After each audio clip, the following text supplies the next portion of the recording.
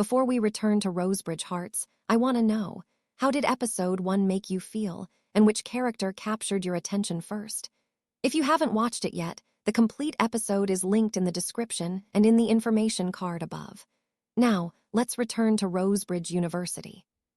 Maya Torres kissed me in front of Vivienne Vale on purpose. She did it beneath the east wall scaffolding at 11:30 on a Tuesday morning, with half the art department watching and Bianca Sterling close enough to enjoy the damage. But to understand why my best friend decided to turn herself into a declaration, you need to know what happened after the storm. By morning, nothing between Vivienne and me felt simple. We left Rosebridge Hall separately. She returned to the version of herself who issued instructions without revealing desire. I returned to my dorm wearing a ceremonial robe beneath my paint-stained coat. Neither of us explained the night to anyone. Maya was sitting on my bed when I arrived. She looked at the robe, then at my wet hair. Then at the silver rose pin caught in the fold of my coat, a pin Vivienne must have lost while we moved the portfolio. "I have several questions," Maya said. "I have no answers. Did the Ice Queen murder your dress?" "The ceiling did." "Did she give you that robe?" "The university did." "Did you sleep with her?" I paused for half a second too long. Maya's smile disappeared. "Aria, we were trapped. There was one bed. That sentence has never ended innocently." Nothing happened that I'm prepared to discuss. The hurt in her eyes came and went so quickly I almost missed it. "Fine," she said, standing, "but be careful. Of Vivienne. Of becoming something she only wants in private." For the next 5 days, Vivienne proved Maya's warning uncomfortably accurate. In council meetings, she addressed me as Miss Bennett. In the hallway, she passed without stopping. She approved my mural and assigned Bianca to supervise its budget, a decision that felt less like support and more like punishment for both of us. Only when no one watched did her control fracture. I found sketches moved into safer folders I had not purchased. A cup of cinnamon tea appeared beside my ladder each evening. Once, while reviewing the wall, Vivienne stood behind me closely enough that I felt her breath near my ear. "The blue figure should be higher," she murmured. "The blue figure is exactly where I want her." She disappears behind the gold. Maybe she is tired of being seen. Vivienne went silent. When I turned, her face was inches from mine. Footsteps entered the hall. She moved away before Bianca appeared. That was the pattern. Heat, retreat, silence. Maya hated it. She began helping with the mural after classes, filming the process for the university archive. Unlike Vivienne, Maya filled every silence. She brought cheap noodles, played music from her phone, and climbed the scaffolding despite being afraid of heights because I refused to admit I needed another pair of hands. "You know," she said one evening, holding a paint tray, "some women are capable of liking you in daylight. Is this a general observation? It is an extremely specific observation disguised as one." I stopped painting. "Maya, I know, first week, new city." Emotionally unavailable president with terrifying cheekbones. She looked away. "I am not asking you for anything." "Then what are you saying?" "That she is not the only woman who notices you." Before I could answer, Bianca entered with a photographer from the campus paper. Behind them came Jade Sinclair, a journalism student with black hair, one purple streak, and hazel eyes that missed nothing. "Progress photographs," Bianca announced. "Unless the scholarship artist objects to accountability." "The scholarship artist has a name," Maya said. Bianca smiled. "You seem unusually invested, Maya." Jade's gaze flicked toward Bianca with an intimacy too sharp to belong to strangers. Bianca noticed and became colder. The photographer asked me to stand beside the central figures. Bianca rearranged us twice, placing herself near the mural and Maya out of frame. Then Vivienne entered. She wore a fitted black suit and the silver rose pin I had returned in an envelope without a note. Her eyes moved from me to Maya, then to the hand Maya had resting on my waist for balance. "Why is the documentation team interrupting active work?" Vivienne asked.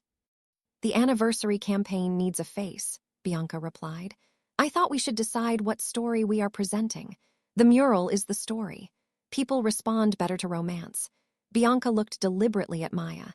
"The devoted filmmaker and the beautiful artist is a useful angle." Vivienne's expression did not change. Her scent, subtle winter jasmine beneath her perfume, sharpened enough that every woman near her felt the jealousy she refused to name. Maya felt it too. You want romance? She asked Bianca.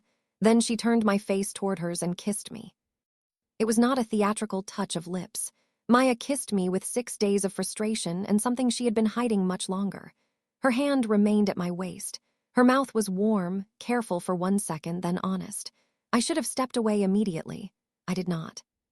When the kiss ended, the hall was silent. Maya searched my face. I'm sorry. She did not look sorry. She looked terrified that I would wish she had not done it. Across the room, Vivienne had gone perfectly still. Bianca's smile returned. Jade lowered her camera. There, Maya said, her voice unsteady. Now you have your angle. She walked out. I followed her into the courtyard. Maya, wait. She stopped beneath a row of red-leafed trees but did not face me. That was unfair. Yes, I used you to make her jealous. Yes, you can yell now. Did you mean it? Maya turned. Her eyes shone. Every second. The anger left me with nowhere safe to stand. You should have asked, I said. I know. You do not get to decide I am part of your argument with Vivienne. I know, and if you ever kiss me without permission again, I won't. Her voice broke. I would rather lose every chance than make you feel unsafe. That answer mattered. I took her hand. I need time. Maya nodded. Take it. She left me beneath the trees with the taste of her honesty still on my lips.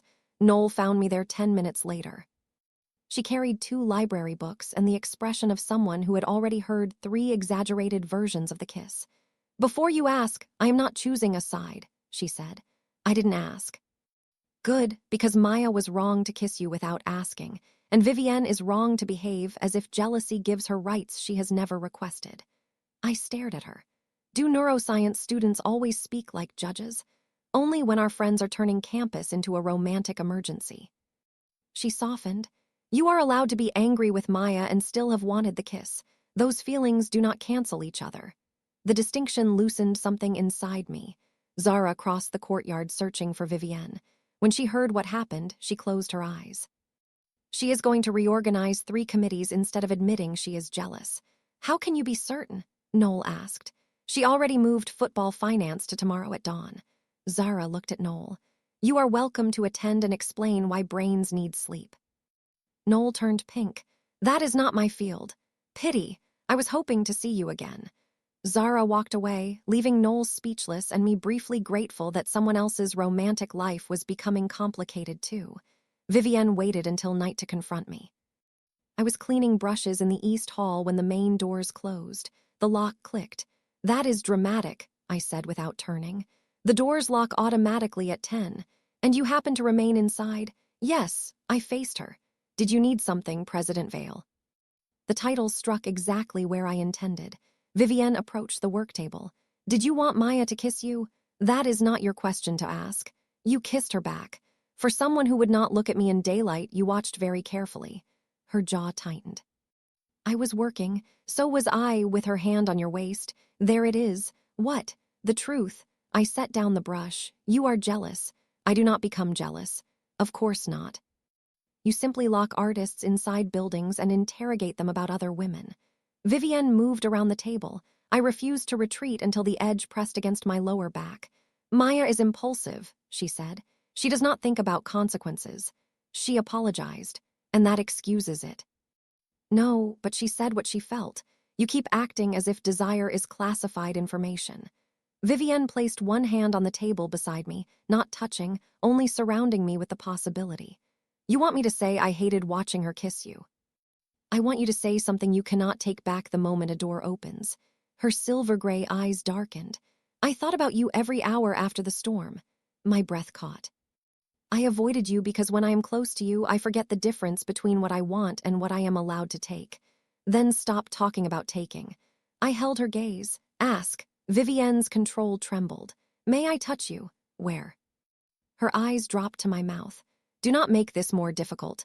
You like difficult things. The hand beside me curled against the wood. Her other hand rose slowly and settled at my waist only after I nodded. Heat moved through me. Did you want her kiss? Vivienne asked again. Part of me did. Pain flashed across her face. But I wanted you to stop hiding more. Vivienne leaned closer. And if I stop, then you live with what happens next. Aria, the doors are closed, I whispered. But this time, you do not get to pretend the room made the choice for us. She touched her forehead to mine. Tell me to stop. I pulled her closer by the lapels of her black suit. I didn't, I said. And that brings us to the end of Rosebridge Hearts, episode 2. Tell me your favorite moment in the comments and be honest. Which character are you trusting with Aria's heart right now? I read your feedback, and it will help shape the emotions, jealousy, and relationships in the episodes ahead. An exclusive extended version of this episode, featuring the spicier and more moments that couldn't be included here, will also be uploaded to Patreon.